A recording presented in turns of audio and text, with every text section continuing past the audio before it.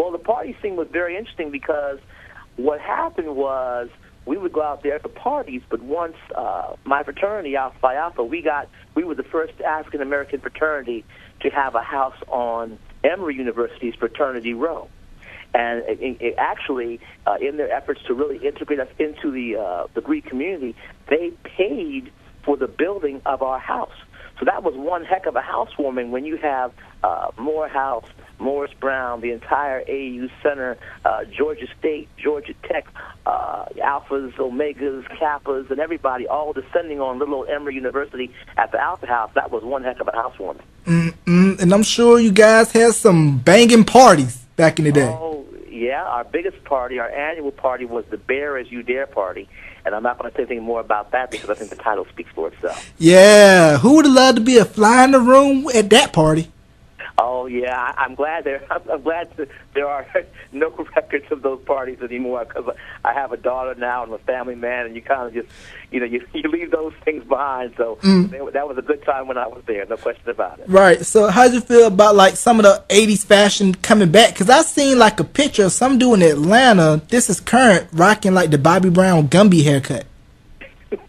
You know what's really so amazing? I also work with kids now. I'm an assistant principal now, aside from the books that I write and the speaking that I do. And what I tell the kids all the time is, you know what? Everything goes in cycles.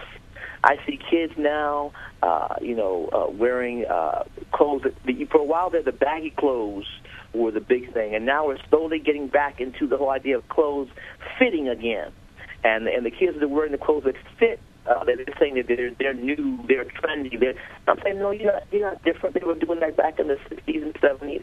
It's all a cycle. Every 20 or 30 or 40 years, we go through these cycles. We add different twists with each generation, but there's nothing really new under the sun. So I like seeing how things evolve and come back. I always tell my kids, hold on to whatever clothes you have, because eventually they'll be back in style again. Yeah, because I remember when I was younger, I used to get like the two parts in the side of my head, and I think I maybe had a starter cap, and that was like when you were really fresh back then. If you had like a starter cap, starter jacket, and some fresh J's out the box. Yes, I remember also when I was in college rocking the Kid and Play high top with the black and gold. Oh, with the street British Knights. Oh. And I'm sure you were looking clean at the step shows and stuff, man. Oh, no question about that. Had to have the coordinated black and gold tiger skin British Knights to match with the black and gold jacket. No question about it. Wow, and y'all sitting in y'all little row, hooting and hollering, doing the calls and all that good stuff, looking fresh, posting up. Having a good time indeed. Yeah, and then, of course, back then, I know registering for classes was a pain in the butt because this was before the computers and the internet. Yes. I mean, we had to... it was one of those things. It was a simpler time, too, especially on the college campuses, because we worked hard, we partied hard, but we also helped each other get through college. We had the study groups, and we were very, very unified. I look at some of these college campuses now, I don't see the same unity, especially on the PWIs amongst the black students that I saw when I was going through college. And I think that we miss a little bit about that, but it was really a wonderful time. I enjoyed it. Okay, and after you got your bachelor's degree in Emory, you went and got your master's degree in education leadership from the University of Mary Washington. And that's right. Well, what happened, that was in Fredericksburg, Virginia, but what happened, though, after I left Emory, I did a lot of things. For example, I came back to D.C. to live with my father after I graduated from Emory, and I was a singing waiter on a cruise ship for a while. I was a public school, middle school level librarian. I worked as a tutor for Sylvan Learning Systems. Then I worked in a nonprofit organization called Funds for the Community's Future, where we used to raise scholarship money for underserved urban youth. From that, I ended up working with Sylvan Learning Systems as a director of their education centers in Chicago, Washington, and Baltimore. And after that happened, then I went into the classroom, became a classroom teacher. Taught in PG County, Maryland, taught in Washington, D.C., taught in Central Virginia, and just about 3 years ago, I received my degree in education leadership, and now I'm an assistant principal here in the Fredericksburg, Virginia area. Okay, so tell me about your experiences being a teacher, going into a classroom where the kids, you have some that want to learn but can't really because you got a few distractions in the room. Well, the thing about it was that was a long process to really learn how to reach all the students. People write books, and if there's anybody out there in your audience that wants to go into education, you'll go through all the classes and you'll get all the training, but none of that actually prepares you for actually being in front of a group of 25 to 30 kids in the classroom of a variety of levels who are daring you to teach them. You know, and you really have to be in front of them to learn that. But what I found works for me was, for any teacher, be professional, follow all the rules, but also be yourself, because that's what kids respect. And kids don't care how much you know until they know how much you care. And if they see a person with a good heart who wants to work with them and respect them, but will also check them when they're doing wrong, more often than not, you will have overall success as a teacher wherever you go, whether it's a rural system or urban system or even a suburban system. And I've taught in all three. I've taught in the backwoods of Virginia. I've taught in the southeast Washington, D.C., and I've taught in Prince George's County, Maryland as well. So suburbs, urban, rural, I've taught at all levels, all groups of people.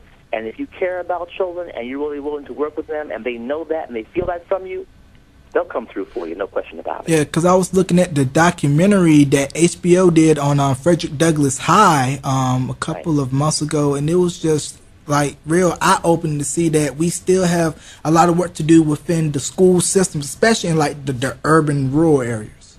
We have a lot of work to do in the school system.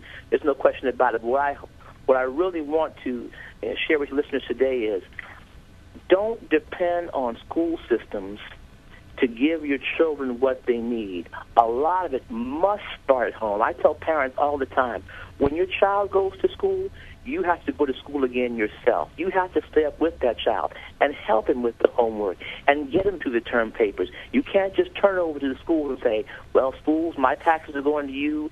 Take this kid and in 12 years make him a productive citizen. That's not how it works. If parents are not involved, I don't care how good a school is, if there's not strong parent involvement or strong community involvement or at least involvement from grandma or Uncle Joe, that kid is going to have problems no matter what race, creed, color, or financial status. Yeah, because it was like back when I was in school, if your grades weren't right, the teacher knew your folks and would call your folks by, so-and-so messing up in class, and then you would hear it from your mama. That's right. That's right. And when we've lost that, I hope we get that back. But like I said, if you're going into teaching, folks that are out there, don't poo-poo teaching, please. It's a good profession. It's an honorable profession, and we need people who care about kids. And so if you're thinking about it, don't make it your second or third choice. Make it your first choice. Give it your all, because there'll be generations of people who will thank you. Okay, and how did you get started as far as writing books? Because you have written a boatload of books I see here on your resume. You have The Raisin and Milk Syndrome, Reflections of a Confused Middle-Class Black Youth. Sound interesting. I'm going to have to pick that up. Grounded in the Word, and I Am the Darker Brother. So tell me about I Am the Darker Brother. Well, I'll tell you about the first book I wrote was a book called The Raisin and Milk Syndrome, 10 Survival Tips for Black Students at Predominantly White Colleges and Universities. It was about my experience at Emory and the strategies that I employed along with my other African-American classmates to survive those 4 years, especially when we were in the minority in almost all of our classes. Several books later, I wrote a book called I Am the Darker Brother. I Am the Darker Brother is a fictional novella that's loosely based on my experiences at Emory University as a member of Alpha Phi Alpha.